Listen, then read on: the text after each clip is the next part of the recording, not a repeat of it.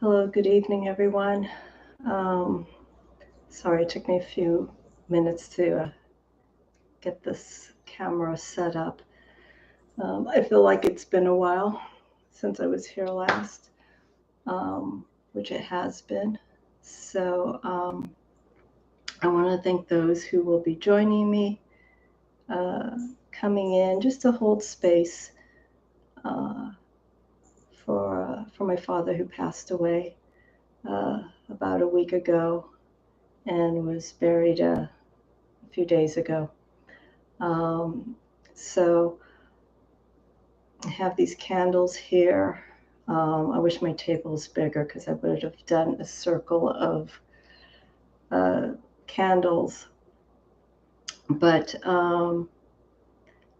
I wanted to do this live um, so I could sort of make steps towards the process of healing uh, from this in many different ways.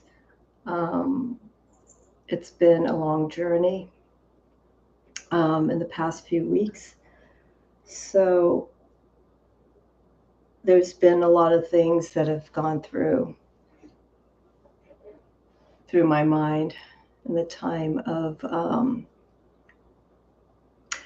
of being with my father when he was still alive, caring for him in the hospital, for the days that I was there, and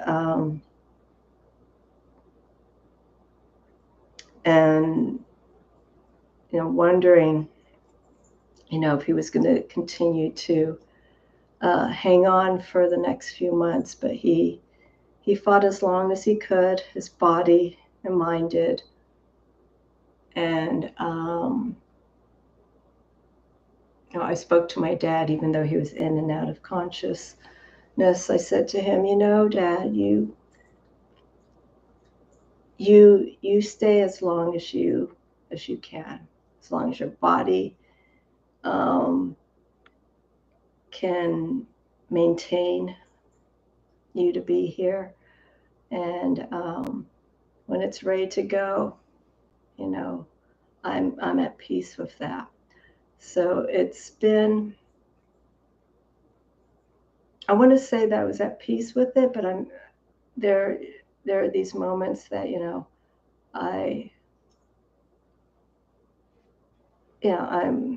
I'm not struggling. It's just going through this process again, because I lost my mom almost 30 years ago, in the early part of September. So September will be a month of remembrance for me because of my parents passing in the same month. But also, that was 30 years since my mom passed. Now here we are, fast forward, and the feelings that I have now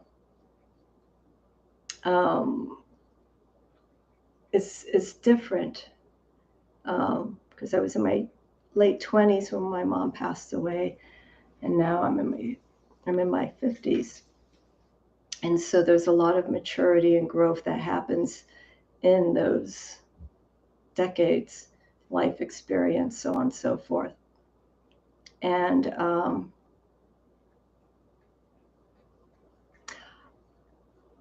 I remember someone asking to me, when your father passes away, how do you think you're going to feel about that? I go, well, that's hard. I don't know until it actually happens.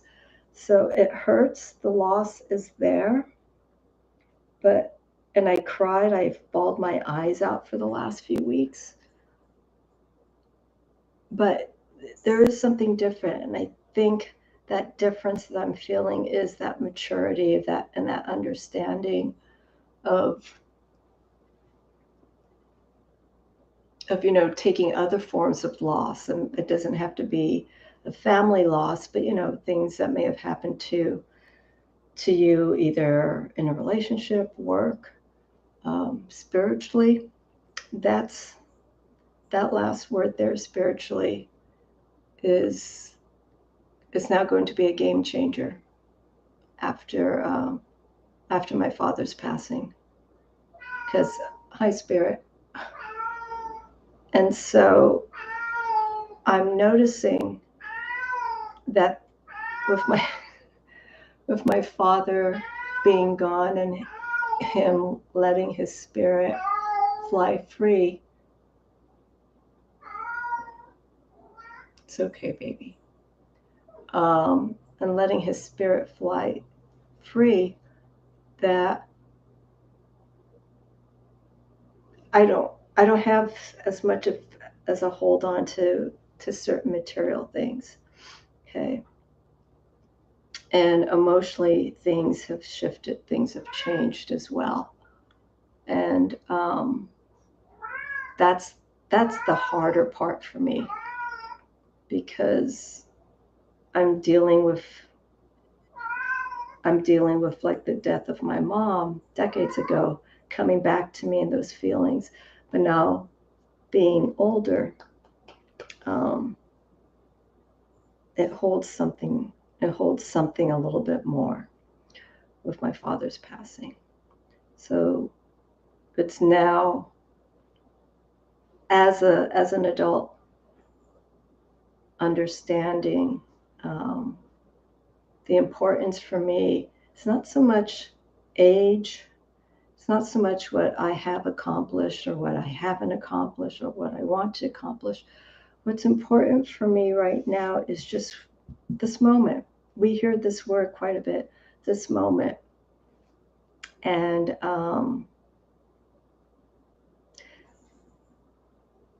making use of it to its fullest potential.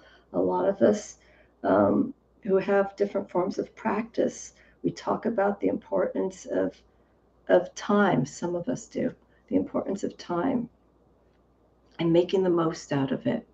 But that only comes up when there's been a major life turn. You know, we realize how precious things are when they've gone, and we learn from it, we grow from it, and it's like, can't take advantage of it, especially now and in the last decades of my life, and people who are my age and getting older. You know, we have to start realizing that we really have to live life to the fullest. And for me, that is very important, because there's a lot that I have to do and that I want to do. And I feel I have a short period of time to do this. I think I may have mentioned this before. And things still run a little bit slow for me, but for now, this is very important. I'm not going to talk about astrology. I'm not going to do any tarot readings. I may feel a pull to maybe pull a card or so, and I'll talk a little bit about some cards I pulled before all this shifts start to happen a few weeks back. But what I need to do is what's important for me. Okay. And that's something that my dad has always said. Hi, Beth. Thank you for coming in. Everyone who's listening, thank you. You don't have to put anything in the comments. Like I said, this is just a discussion. And I've also, I'm going to be sidetracking a little bit because my thoughts are kind of all over the place. I'll be coming in and out with thoughts, like I am right now. When I got back from seeing my father, I got ill, like 2 days after. I know a lot of it was emotional. I may have caught something from my father, but went to the doctor, and it just seems to be a cold. It was negative for COVID, so I wasn't too concerned about that as much. But I haven't been able to rest since I got back. And so coming back and just seeing what I have around me, clothes, personal belongings. Hi, Warrior Girl 13. Yes, happy Mabon. I should have said that at the beginning. Happy Mabon, everyone. Autumn equinox. Our days and nights come 3 more hours. I think 11 o'clock our time, a little bit after 11. Times are equal, and now our days are definitely going to start getting shorter. Coming back from this trip, looking around, I start seeing things that mean a lot to me no longer have that same kind of existence, that same kind of need. So I found myself going through some of my decks, and I don't have a lot of decks, saying this I don't need anymore. So I have a small stack of decks that will be rehomed in some way, shape, or form. Hi, Lady Capera. Oh, love the emojis. I like that. Thank you. And going through clothes and stuff like that, I'm finding things now in a deeper way that no longer holds value for me, and other things that hold value for me. And that was pretty surprising for me, because some of these things that I had such a hold on, and then it's like I don't want this. It doesn't serve me anymore, even down to books. So there's going to be a small stack of stuff that's going to be going away. So I'm mentioning that because this is part of the process of letting go. You can let go of things in the emotional sense. Oops, I'm out of focus. Emotionally, this stuff can start manifesting. Here, let me do this. Now, I don't know if it's going to focus. There we go. Emotionally, as things are being released and letting go, this rises up to the surface, and it starts affecting things around. What is of importance? Like our stores are filled with autumn, Halloween items. I cannot get excited about that. This is my favorite time of the year. It still is, but now it holds something different for me this year. And I can't even think about Samhain, what I'm going to do, any plans, stuff like that. I am Lady Capera. I've been doing it for the last few weeks. And the day that they buried my father, they being my father's family, I've been working ever since I got back after being sick and coming back. I've been working nonstop. And the times that I've been coming home, I've been bawling my eyes out.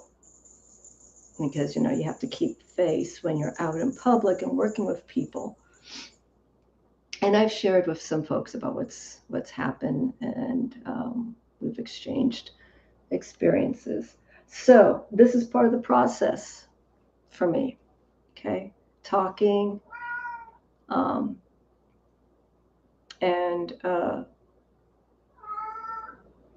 just kind of finding where you need to be. Susie, hi. Thank you. It comes in waves, And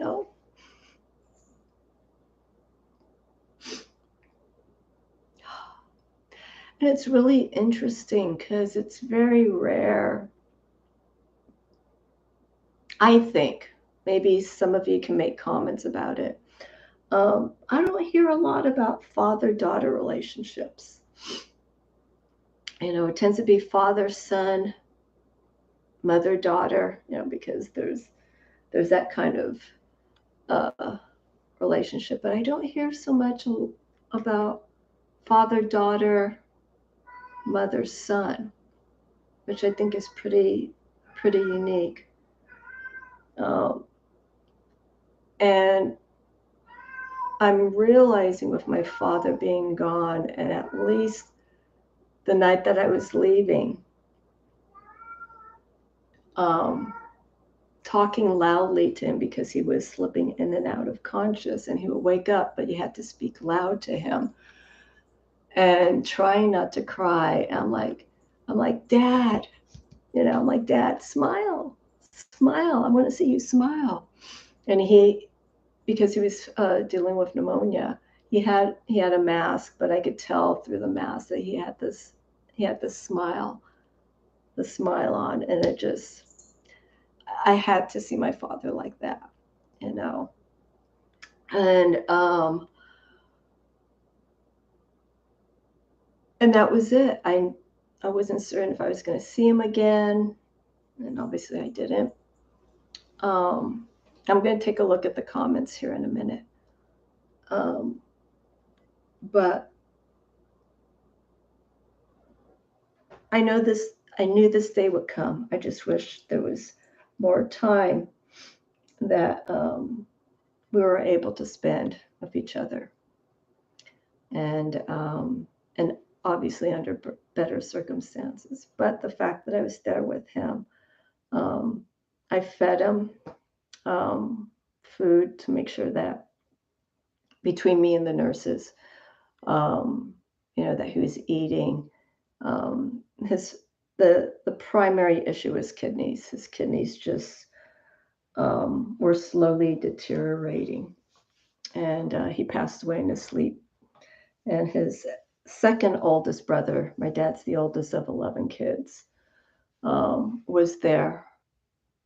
I was told he was there when my father died. And Rogelio is a very sensitive soul. And I was told that he was just crying the entire night when he passed away. And another thing that keeps coming to mind too is people, especially the family, some of my family members, like, don't cry, don't cry. It's okay. I know it's okay, but I need to cry. I need to let this go. I can't hold this stuff in. I really, really can't. And so it boggles my mind when someone says, "Don't cry," And I know it could be a form of endearment, like it's going to be okay, but it's sometimes best just let them bawl their eyes out, you know, because it's a form of catharsis, and this is how some people deal with loss. Okay, so let me take a break from talking here. I'm going to look at some of the comments here. Thank you, everyone. Again, I can't say this enough, for your comments during the time that I was gone. Again, my apologies for just not responding immediately or just not responding at all, because I just couldn't. I didn't know what to say, and the few times that I did comment, it was just thank you. But thank you. It helps, even though many of you have not met my father. Most of you don't even know who I am except through here. You've never met me. But, that energy, the prayers, the thoughts, I feel that helps. I think that extended my father's life. 14 days? Susie, I have not seen my father in 12 to 13 years. We are not combat. I hear what you're saying. Yeah. It's different, like I said, there are people who have different relationships with their parents. And, I respect whatever relationship they have, whether it's a tight one or it's one where there's no contact. Quite a few people that I know have rough relationships with their parents. And I kind of feel like I'm one of the few children out there who, had a good, loving relationship with my parents. There's been differences, but it wasn't like hatred or anything like that. And so I like to hear people's experiences when they're on the opposite spectrum, coming from a family like mine and hearing how they've had struggles of different forms of abuse or abandonment, and how they're dealing with it or how they're not dealing with it. Beth, I hear about father-daughter. We may focus on the father and son and mother-daughter because they're often more complicated, but there's a wonderful, pure connection. Yeah, there is. The relationship with my dad and me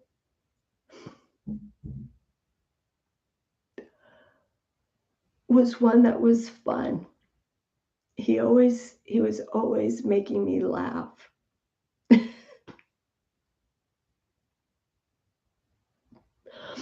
He was always making me laugh, always cracking jokes. And he had his serious moments, but his humor was always off the wall. And yeah, it was always fun.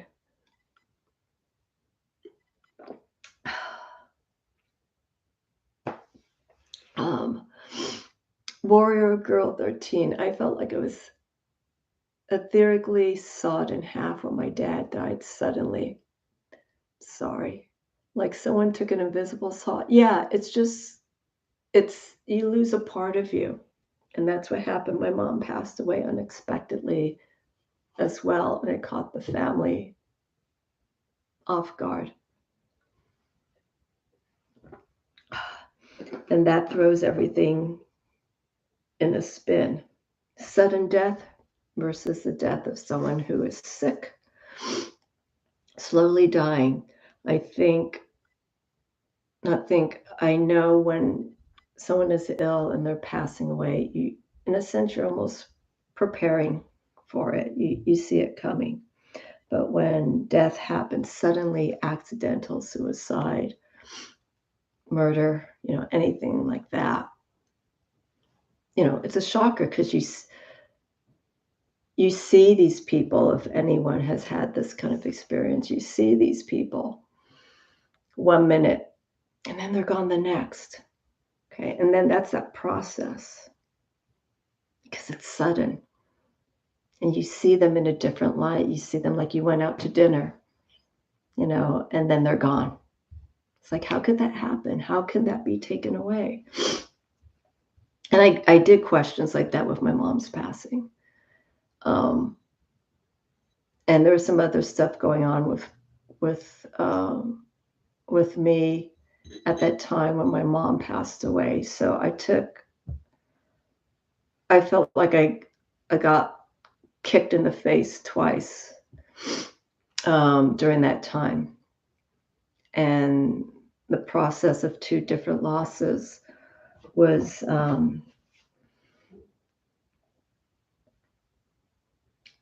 just a lot of soul searching. I can't even put a word into it. And that's when my mom passed away. That's when I jumped into the tarot. Transformation of the soul, transformation of the self. So I'm very grateful for that.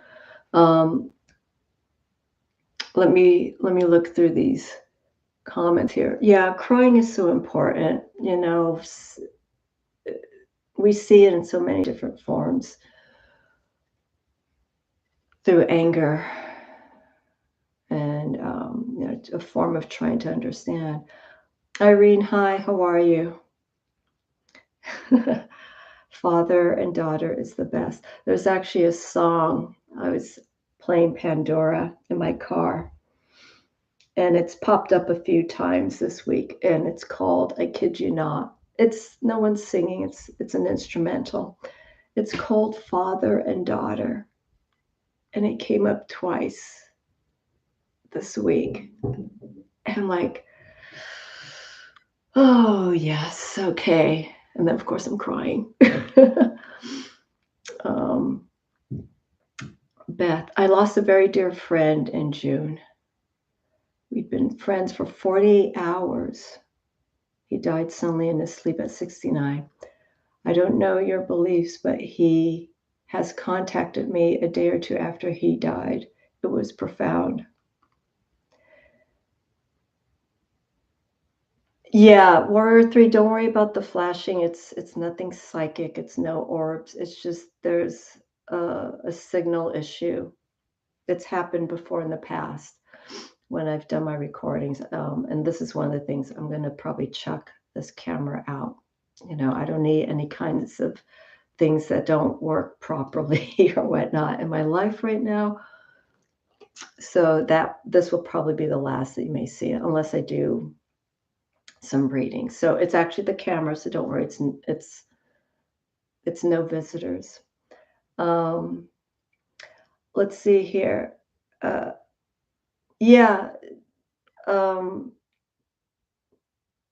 I lost my train of thought. It was related to having contact. Um, the night that my father died, I asked my cousin to contact me, keep me up to date. And I had shut my phone off so I could just, focus on things, sleep. And he had called, but I was like so tired, I was about to pass out.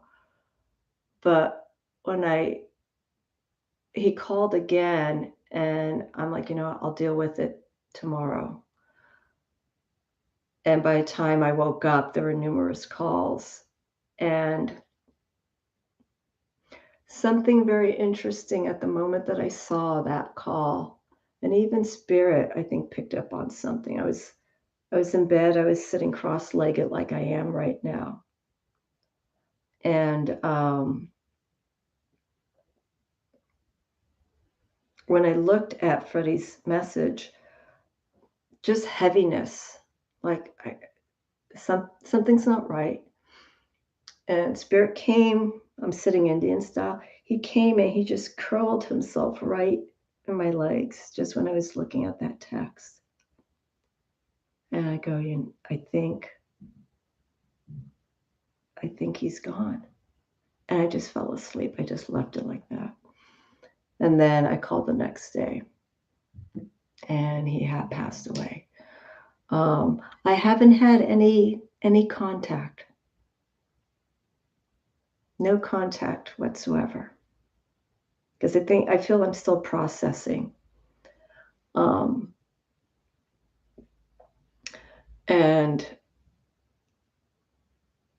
I think once you fully let go, that's when you start getting dreams about the people who've passed on. Very similar to what happened with my mom. I didn't have dreams about my mom after she passed away because I was grieving, mourning. Emotionally, I just wasn't there to let go. And then months later, I still remember the dream. I had a dream about her burial. And I was looking for her. And I couldn't find her. And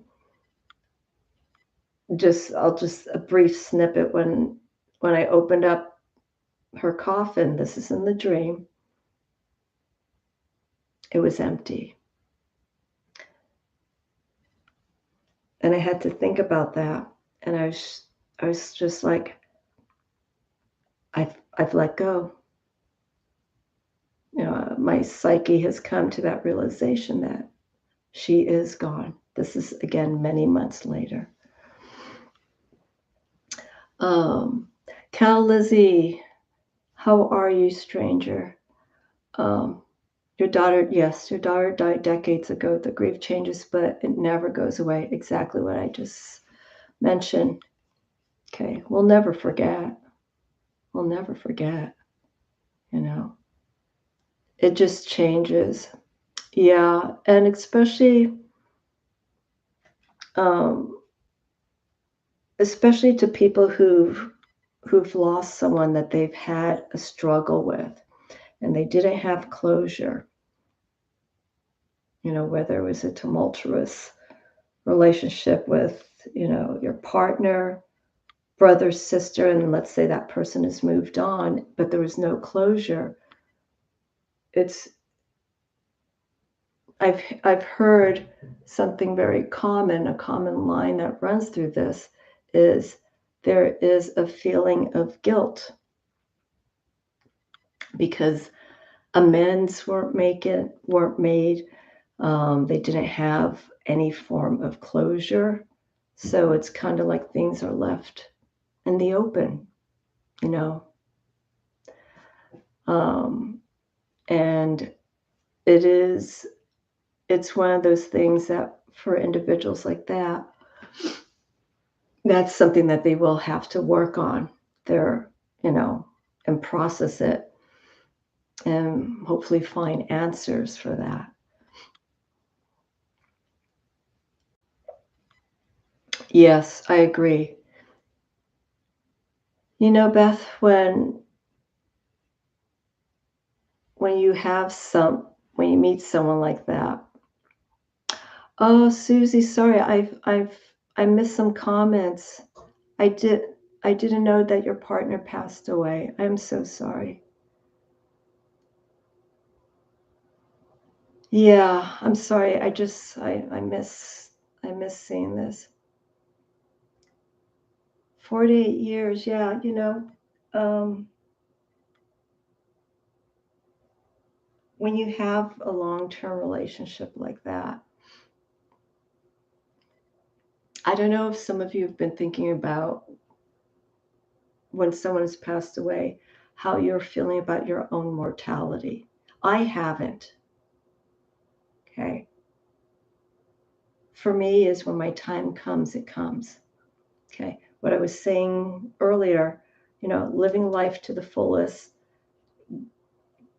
Time is very important for me, not like tick, tick, tick. But time is like, don't waste it. Let's put it to good use. Um, and just something very quickly, astrologically. Um,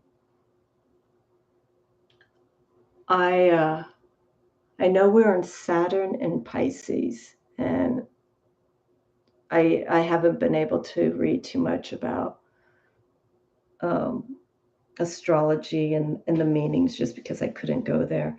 But when I remember that Saturn was in Pisces and what that symbolizes,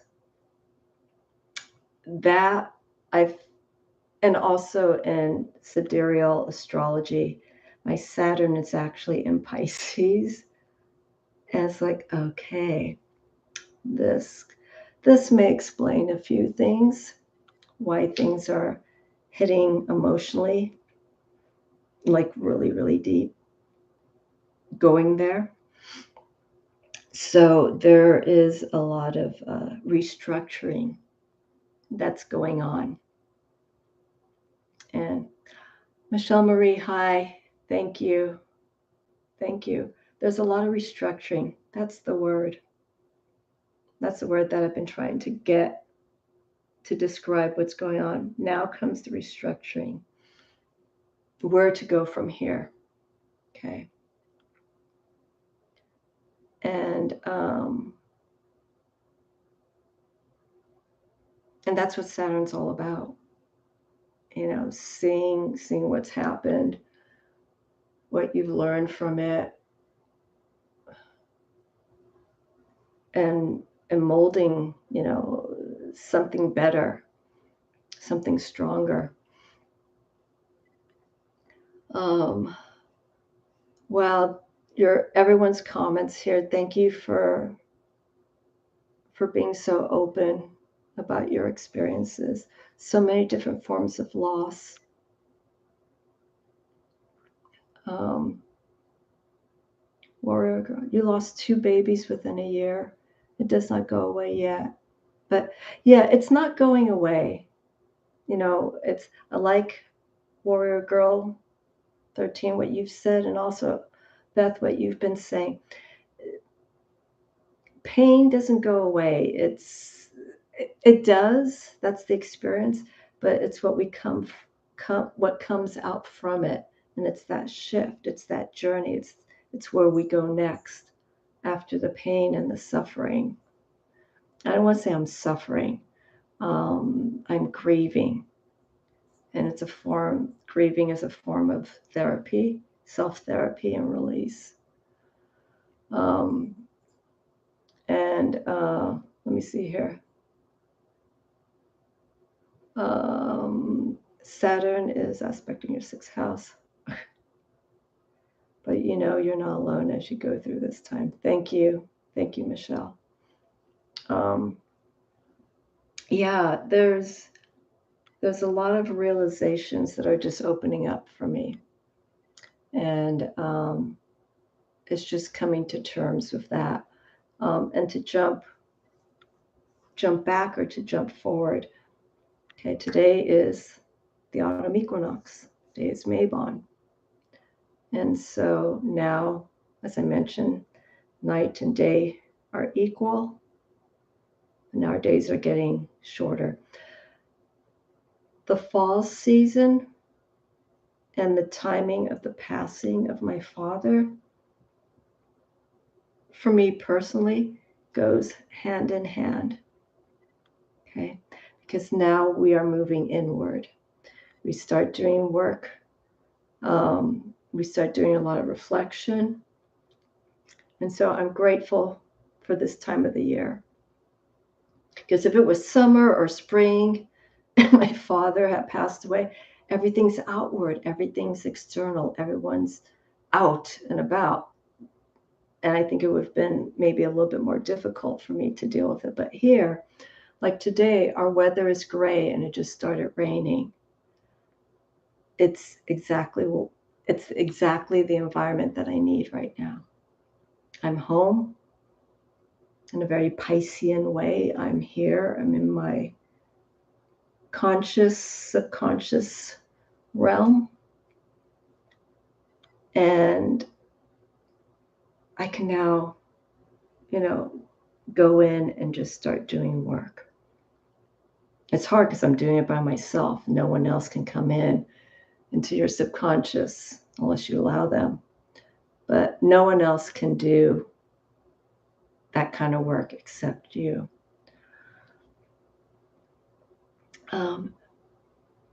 Aspasia Haruki Matakami, death is not the opposite of life. Yes, it is part of it. There are different levels, right, of letting go and coming back again.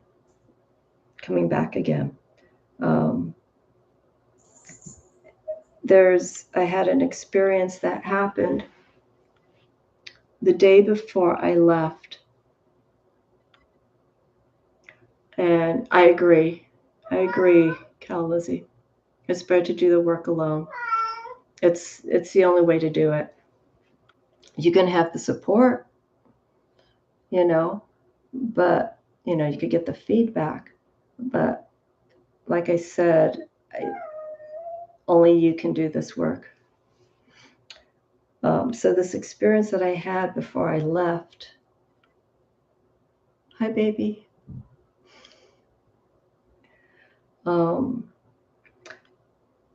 I ran into someone who I hadn't seen in over 10 years, of all places here in Oregon.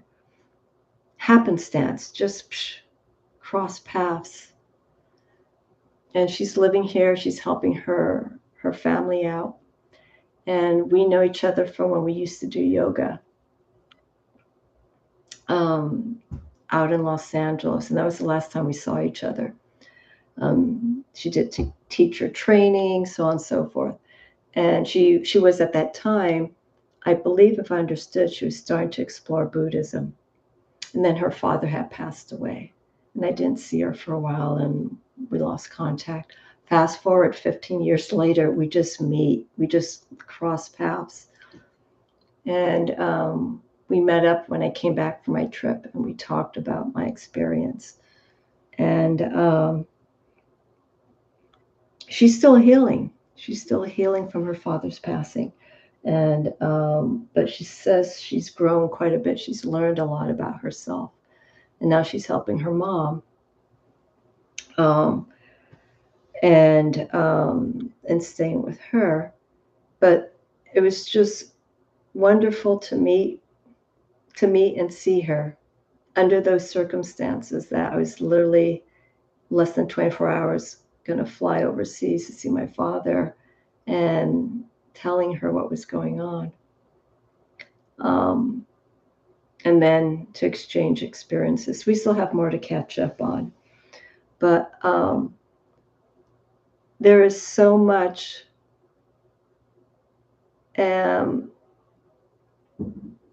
there's just so much to gain when you come across situations like that. You know? And it's interesting to see, you know, as just going through the comments here, the way that we deal, the way that we work, and the way that we process these losses that we go through. For some people, it doesn't hit them. It takes time. Sometimes it comes later in life. I can't be in a situation like that. I can't hold anything like that in.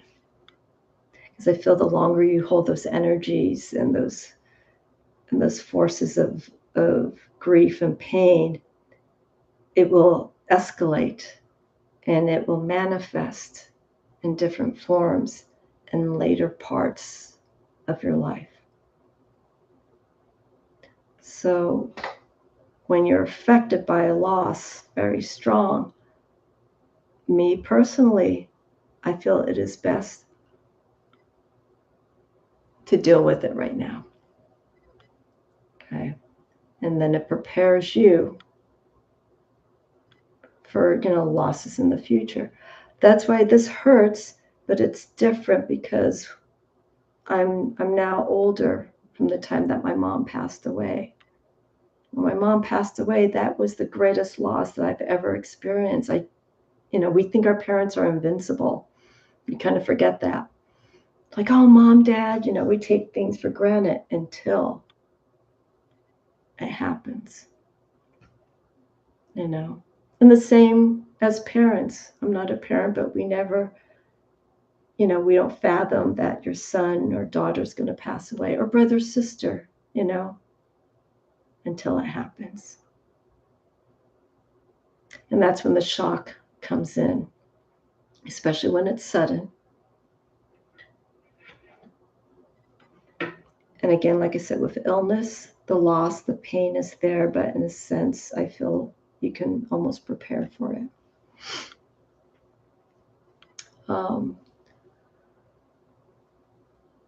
Looking at comments right now. Jonathan's brother ran into his best friend from high school after he was diagnosed with dementia. They go to their That's great. Sometimes our soul tribe shows up when we need them. Yeah, there's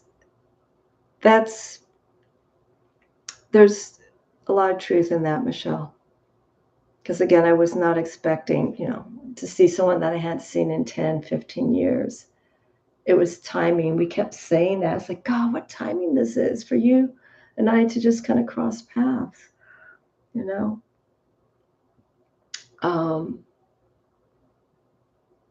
So, let's not take anything for granted, what's out there.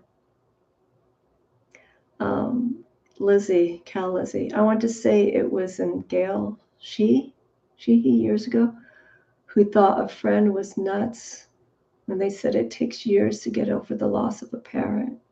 Then her mom died and she found out, okay, as long as your parents are alive, they are giants in the world. Yeah. depending on your relationship that you have, right? Some of us see our parents like, God, Godhead.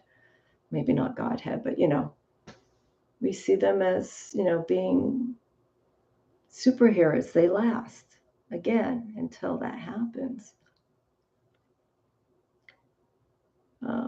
My dad died suddenly at age 67. Yeah, it's devastating to me.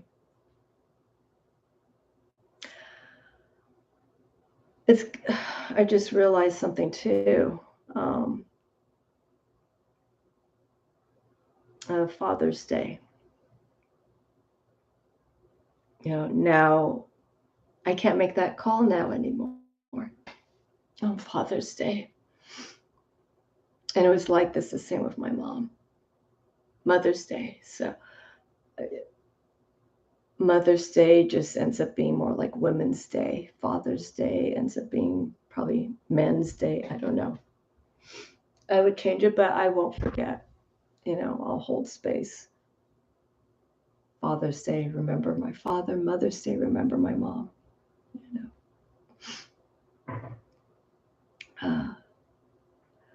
Thank you, Susie.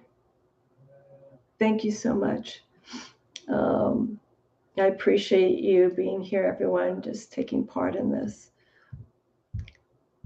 Okay. Feel free to keep in touch, everyone. And you rest well. Let's see. Beth, this is amazing. Have I ever tried the Midnight Library? What's the Midnight Library? I don't know what that is. In a nutshell, don't give it away. Lizzie, even in a crappy relationship, they loom. Yeah, because they're our parents, whether they affect us in great ways or bad ways. Remember what I was saying is that if, depending on that relationship you have, as much as you want to forget them, and if it was that bad of a relationship, this, what it comes down to, they are still part of you. Whether they created you or took you, or they took you in, to be part of their lives. They're still a part. They are still an influence. My biological mother was an alcoholic. She had issues. Okay. My parents were divorced. My father was my lifeline. See what I'm saying? There can be that opposite force. The father can always be that stronghold when maybe the mother is in a weakened state, and vice versa.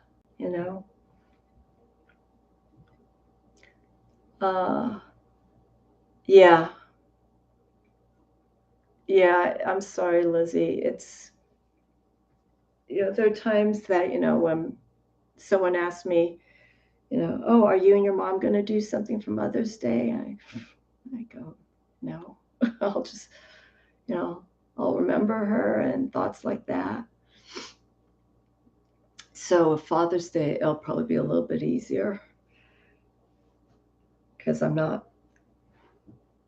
my dad's son. But I will remember him. Let's see here. It's a novel. Okay. Yeah, it's what I'm seeing here in the chat. All of these hard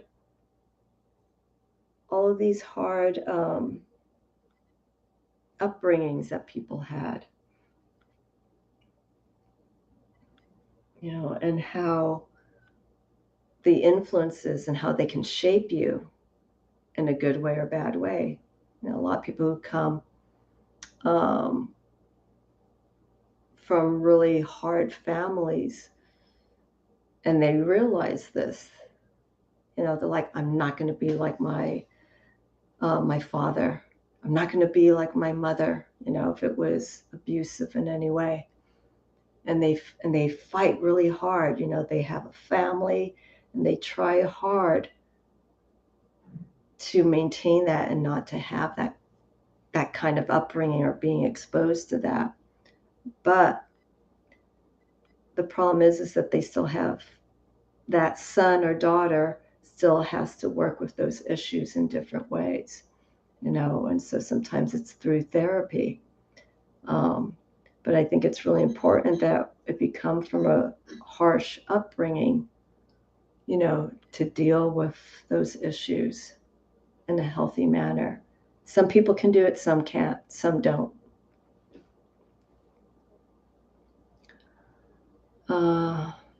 Let's see. I'm looking here. A library that's open at night and has every volume in it that has your story if you've. Oh, is that what the Midnight Library is, Beth? A library that is open at night. Wait, this is a book? I'm getting confused here. Or are we talking about an online library? That's called the Midnight Library. Let's see. Yeah.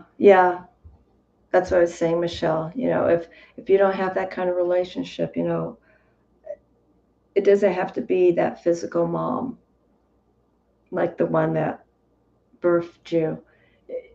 Your mom could be like the neighbor next door.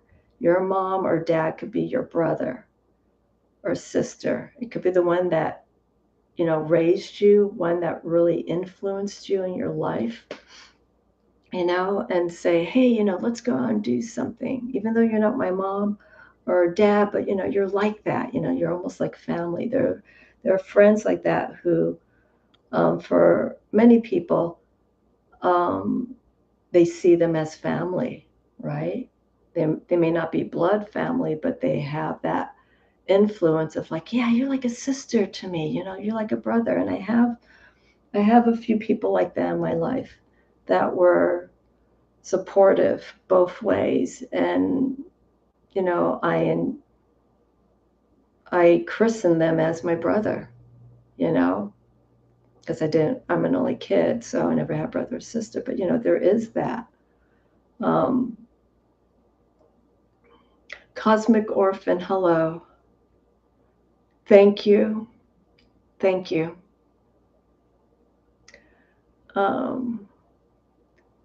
The novel by Matt Haig is called The Midnight Library. Thank you. And the above is a plot summary. Okay. I'll look it up because this sounds, it's come up in the conversation here. So that sounds like something that I can get my brain into at some point.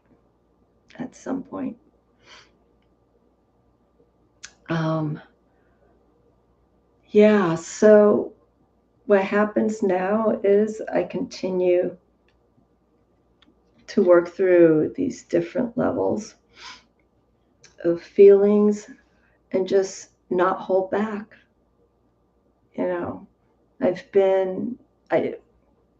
Since coming back, I haven't been wanting to fight or challenge things. It makes no sense to me. And for me, the fighting and the challenge of anything that comes to me is not letting go. Okay. And that's part of my healing process. Because like I said earlier, when I came back from my trip, I looked around and there were things that I saw that just didn't mean anything to me, had lesser value. And so I was just like, this is it. Let's let go of this. Let's let go of this. Not a lot, just a few things. Because there are moments where you get a wave of stuff like, I got to get rid of this. I got to move this. I got to do this. And you start releasing too much. And then you realize some of the things that maybe you threw away or you passed down as something that was very important. The one thing that, and I've let go of this. There is a necklace some of you have seen in the past that I wear, a dream catcher. And I had a purple one that I retired out. Just energy-wise, it felt like it was time. So when I went to visit my father, I gave it to him, okay, and I put it in his hand so he can hold. And I, I, I can't remember if I told my family. I probably didn't, but I wanted this to be buried with him. So I found out the day before my father's memorial that the hospital that he was at threw a lot of his things away, like clothes. It was explained to me is because of bacteria, they had to throw things away. More than likely, that necklace got chucked. And so I can't cry about that, but at least he had it there. And the energy that I put into that, I want him to hold it so it could be transferred into him. So that's gone. I did see my father in his casket. They did a FaceTime with me, and he's dressed in a suit, his arms crossed. Just did not look like my dad. Just did not look like my dad. And there's a photo of him, I did a portrait of him. One of the times he came to visit me, and they had it right there on the casket. And so I'm looking at that photo, remembering when I last saw my dad, and looking at him, it's like, it doesn't look like my dad, you know. And I've let that go, you know. My mom passed away because of the manner that she passed away. Definitely did not look like my mom. So, I have to let that go. Let's see here. That's so interesting, Amy. After my friend died, I felt the same way. Disagreements just are so, yeah.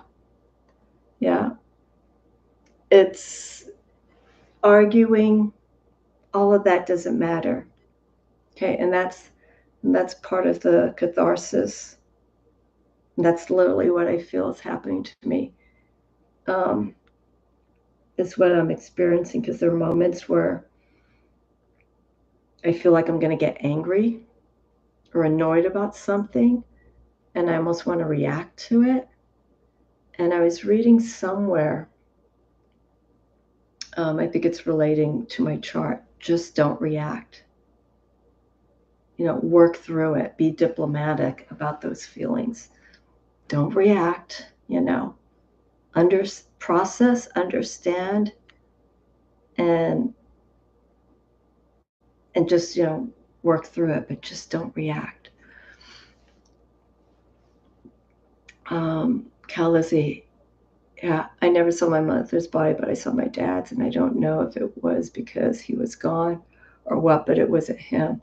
Yeah, it's, Lizzie, that's what it is. It's just the body, and that's what I was saying. And also there's no water, there's no life, there's no blood. So water, blood, all this energy is what plumps us up, So everything was sullen, and it's like, at first when they showed me, I was like, that's not my dad. It doesn't look like my dad. I literally said that. I was like, that's not my dad. And then I stopped. I was just like, yeah, that's what happens. And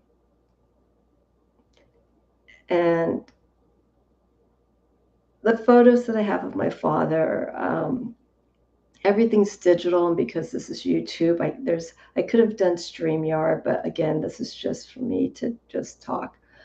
I could have done StreamYard and show some photos, but if you go to Instagram, on my account, I posted some photos of us. There's 2 photos.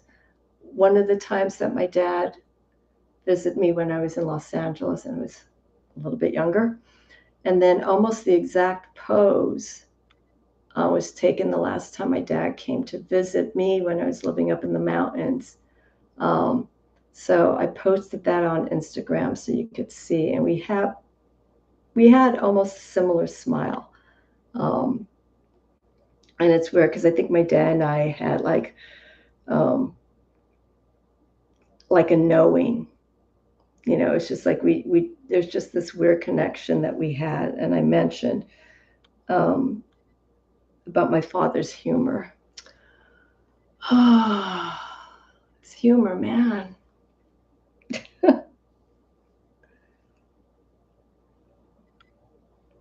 That's just hitting me right now. His humor. Beth, the photo of your hands together, hospital, so it was so much. Yeah, that's what it is. And as old as, he's those are 91-year-old hands, he would still grasp, and just that experience, because I didn't get that with my mom. Here I was spending time with my father and just feeling where his energy was. Talk about being an empath and just feeling everything of what he was going through. Flippin' draining. Really exhaustive work. And I think that's part of how I got sick. I put too much of me into that time. And that's fine. I wanted to be there, obviously, and give anything that I could to him. The body they leave behind, yeah, it's physical. It's just that physical aspect of seeing the father, or I'm sorry, of seeing the body after it's passed away, because it just doesn't look like them.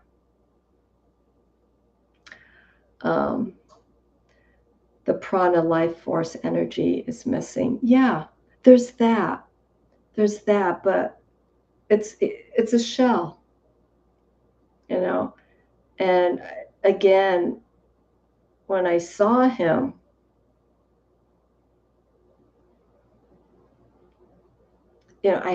all this stuff was going in my head, like I said, that's not my dad.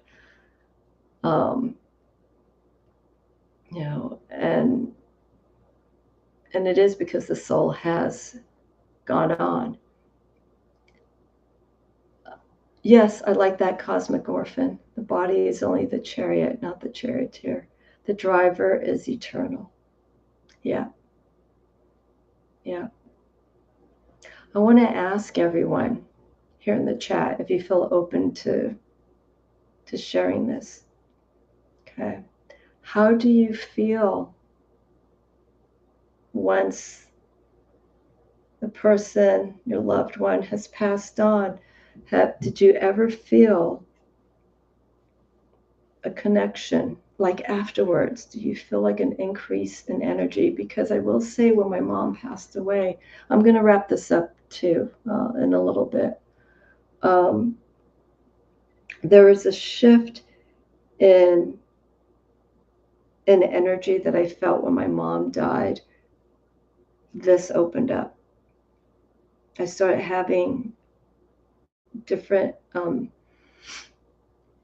intense intuitive energies, premonitions, and I was getting scared. And it only lasted a few months after my mom passed away, and then it stopped. Here with my father, okay? Here with my father, there's nothing psychic going on, because my dad wasn't like that. He was a church-going fellow, but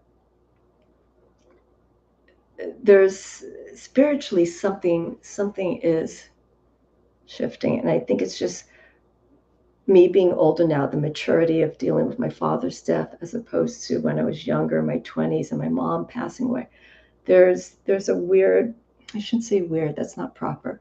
There's an interesting shift that I'm experiencing right now. So I'm curious, has anyone here experienced something like that after the passing of someone? Has something opened up in that realm?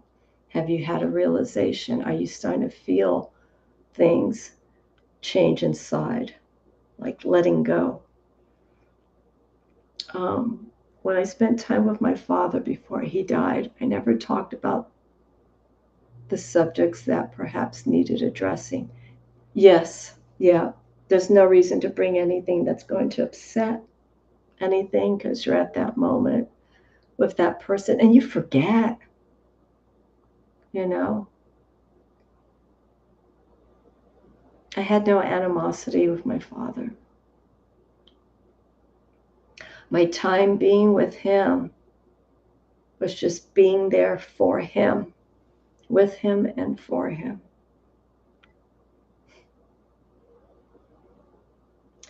And I remember him touching my face. His hands were shaking, and him touching my face when I walked into the room.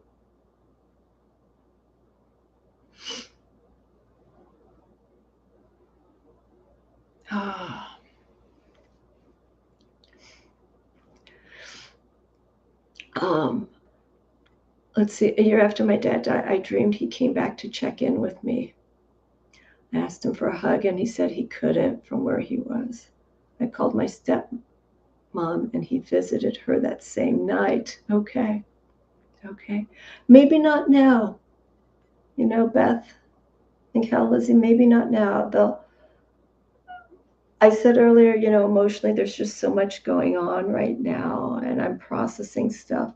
It's not until you fully let go and you're open, like you said, a year after your dad died, I will probably get something of my father.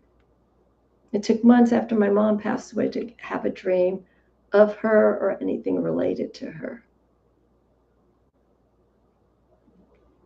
So I'm not, I guess right now I'm not fully in a psychological level ready to have my dad come in a dream form because I'm dealing with other things.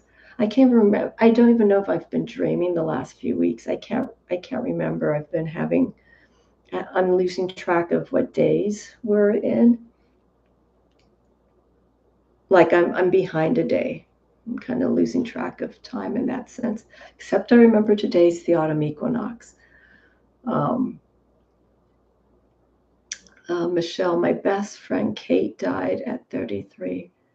I felt a surge of her energy for months afterwards. She was an incredibly bright soul who loved to sing.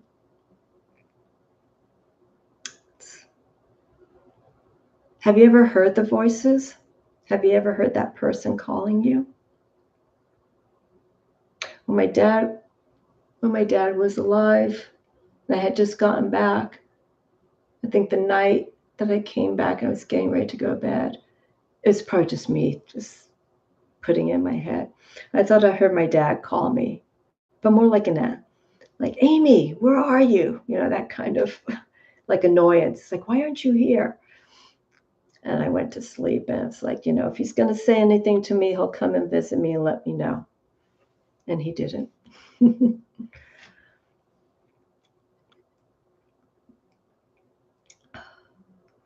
I did the same, Beth. I did the same with my biological mother. There was absolutely no point. There was her end of life on earth.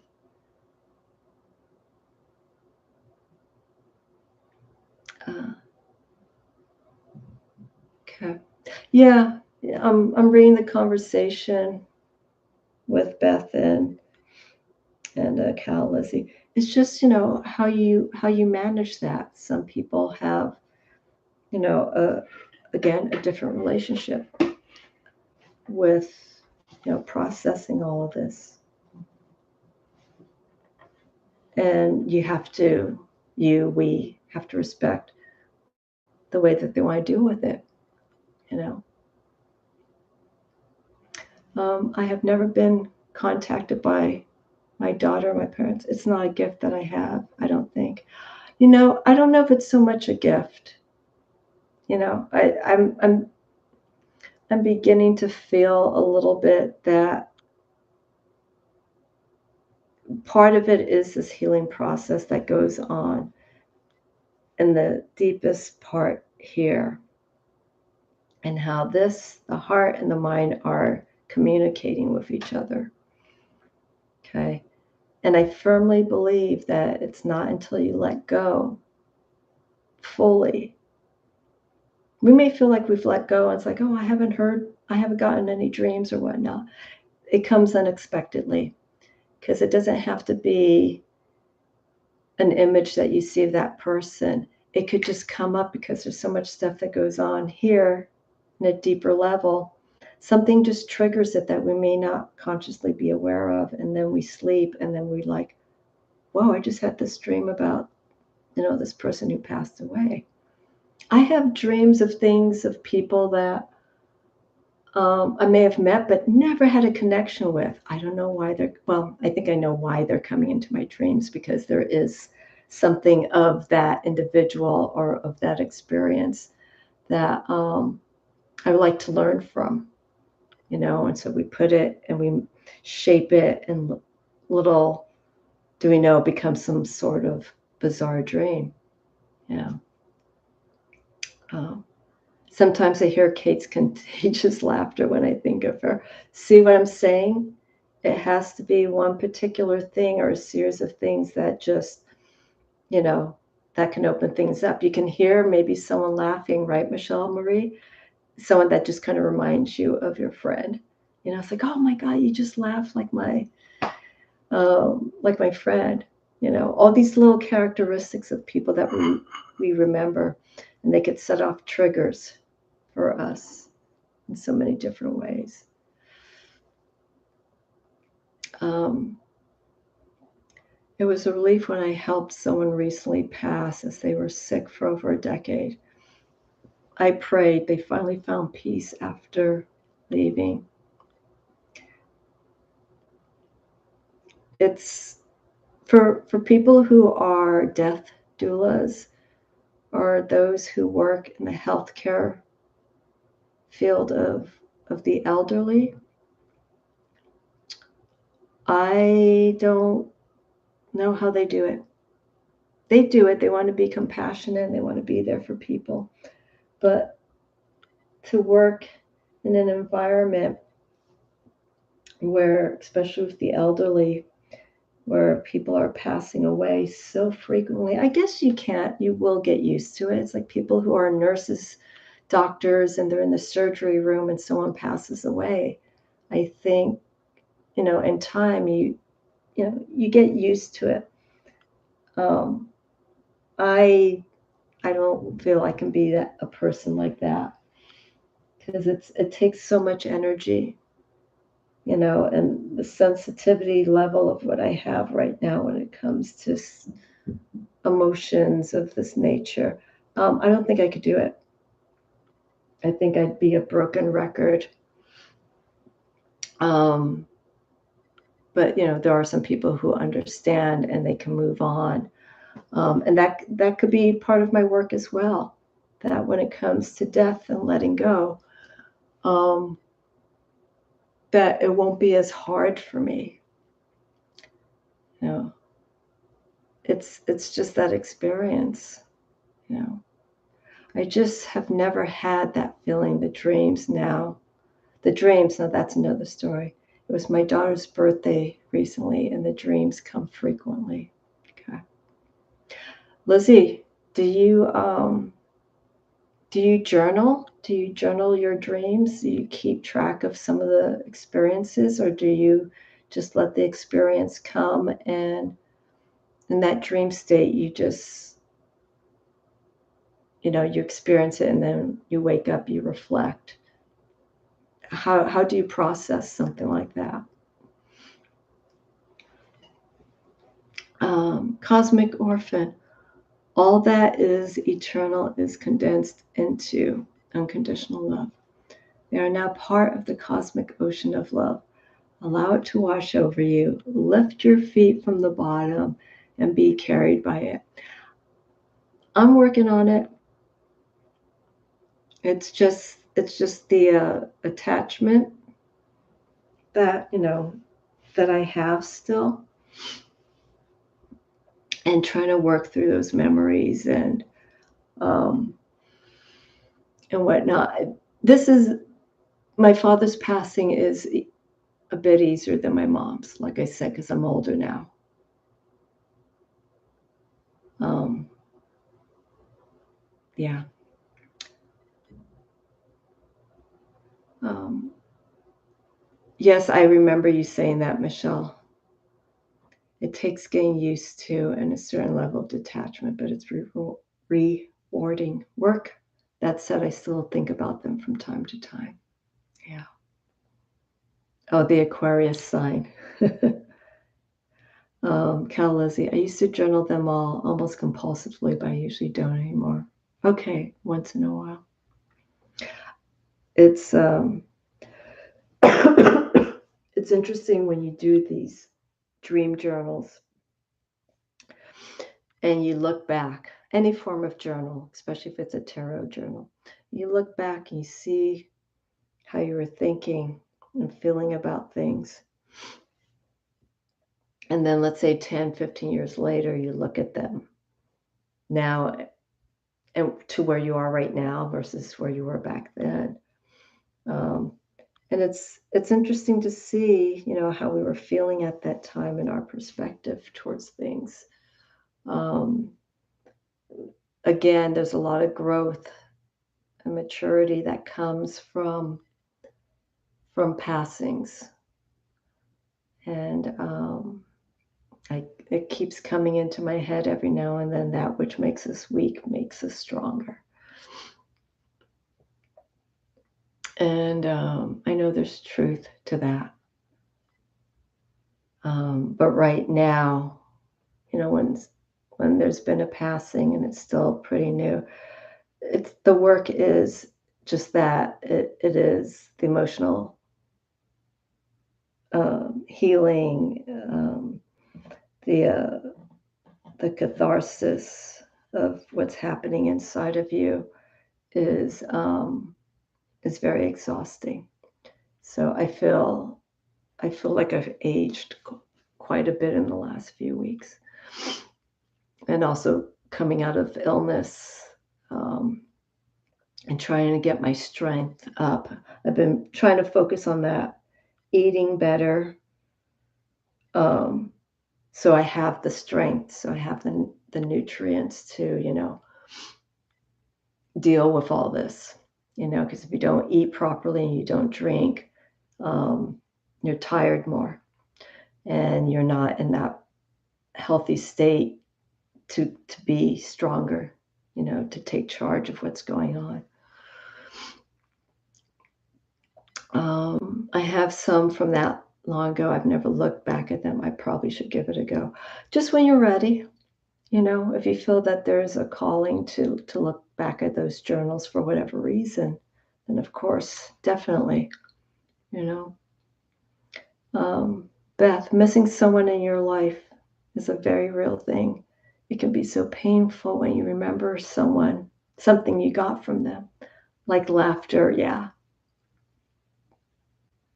or advice or a sense of security, yeah. All of the above. Um, Beth, you've aged emotionally and you're aging spiritually after his passing. Well, I feel that you are a reflection of what's going on inside. So, this tiredness is feeling drained. This is like the shadow, I guess, what you're seeing here. The sullen eyes a little bit. This is the shadow work that's coming out. And in the next few weeks, as you get stronger and whatnot, and you regain your sense of self, not that I haven't, but I've had to let go of the self. That's another thing that's been interesting. The ego has gone outside the window because, like I said, things that normally I have attachments to aren't meaning that much to me. which is good, but it's also bad because that means responsibilities. You cannot let go of those responsibilities of everyday, things that need to be taken care of. So that I haven't. Um, let's see here, Amy. What do I eat? I am not a full-time vegetarian. Um, I've been the first few days when I came back when I was sick, it was just impossible to eat properly. I didn't have an appetite. And I still have this lingering cough. Um, I've been trying to drink a lot of water. I wasn't drinking enough water the first few days. But when I was really starting to get tired, because my body wasn't craving water, and I started getting worried about that, I started forcing myself. It's like, get some water. As soon as I started drinking water, I was starting to feel better. My appetite started coming back maybe about a week and a half ago. It's dropped a little bit since the news of his passing, but I'm eating. I'm not starving. I don't do that. Okay, I'm not saying that for denial. It's just, emotionally, my emotions are overwhelming me, and they're suppressing my appetite. But as soon as I'm done with this, I'm going to have some soup. I'm going to have some comfort food a little bit, and some tea. Because when I feel like this, I need something soft. Um, but other days, I've been eating something a little bit stronger. But I need emotionally to have some sustenance. That's why I haven't been able to do any tarot readings. I need a big pot of soup. Yes, yes. I have a little bit of soup left over, so I'm gonna warm that up. Yeah, can't eat in grief either. A warm, cheesy. I did have some mac and cheese the other night, though. That's so funny you said that. Major comfort food. It's just like I was just craving that. So, see, that's the nutrients, the calcium, and whatever comes in mac and cheese, calories. Um, I gotta, okay, Beth, thank you so much. Thank you for being here. You have a good asana tomorrow, and I'll see you again soon. But thank you for your words of advice and your experience, sharing it with us. Thank you so much. Oh, Mel, hi. Yeah, yeah. That's what I'm talking about. I'm gonna wrap it up here because it's an hour and a half. Um, yes, Lizzie, I know I need rest. I'm trying to work on that, but like I need some time, away. Um, I just said you need a big pot of soup, and the next words out of your mouth were about soup.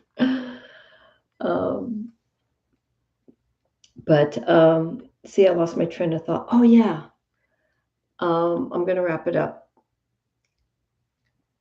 So I have to grab this here.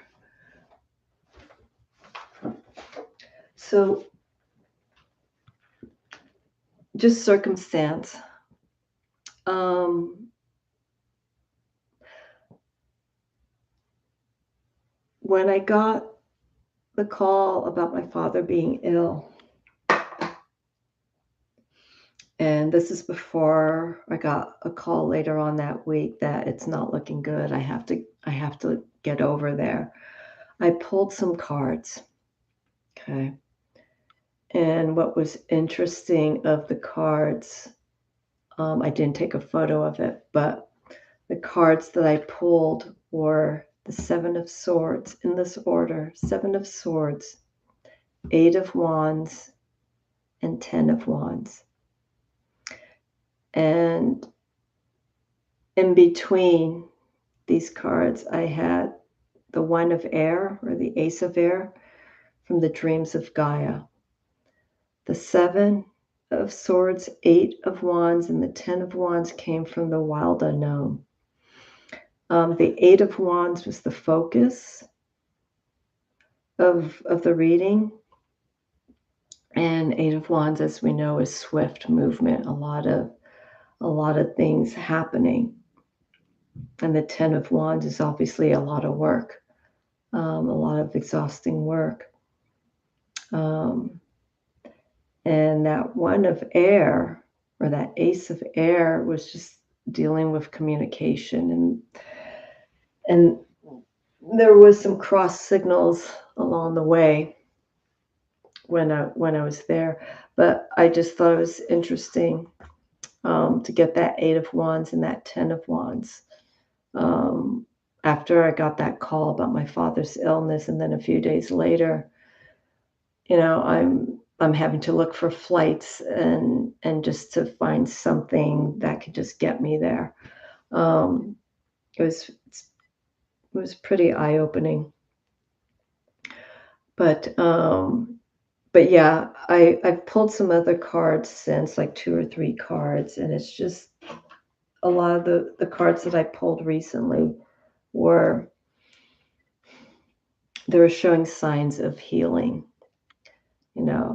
self-love. I had the two of water show up, and I can't remember the other cards that I had. Anyhow, these 2 cards that I pulled about a week and a half ago was showing the process of healing, but also taking care of responsibilities. Like, don't forget that part, responsibilities to others and to yourself. But I've been doing this in my own time, my own space. And I will at some point, I need some time for me, like no work, no nothing. And I will be working on that very soon, because I can't keep going like this. I can't keep going nonstop, because it's just me and spirit right now, and a lot of stuff that needs to be taken care of. So I'm going to end here. I will be back. I want to wish everyone a happy autumn equinox. If you're on the West Coast, I believe. Let me look at the calendar here. So I don't have a seasonal calendar where it tells me the time. So, okay. So on the West Coast, it's 11:50 p.m. The sun moves into Libra, tropical astrology wise, and at that moment, that's when we go officially into autumn. So we're already asleep and whatnot. So if there is anything you want to do special for Mabon, the autumn equinox, the peak when that sun moves into Libra, it's the time to do it right now. Sidereal wise, sidereal astrology, we are in Virgo, and I believe that took place September 15th or 16th. Sidereal, and this will be a separate video and another discussion in the future. The sidereal placements of the signs tend to be in the middle of each month.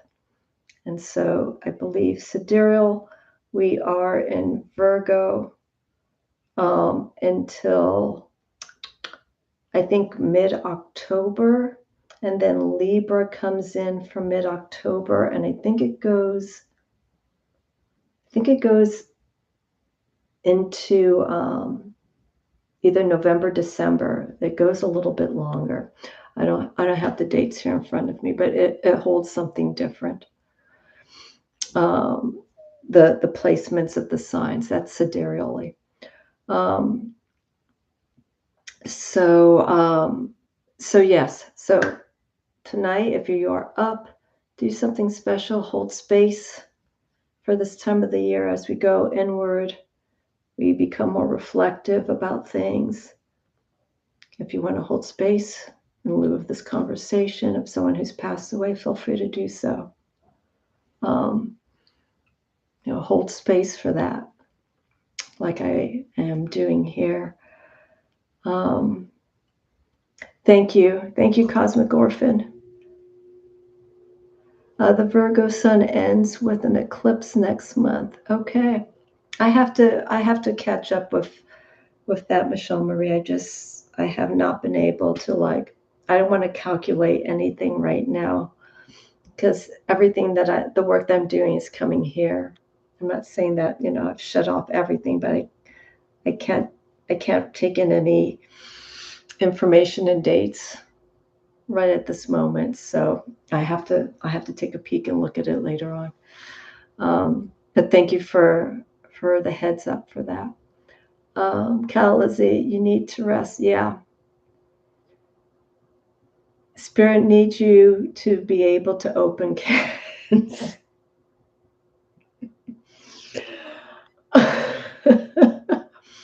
Lizzie.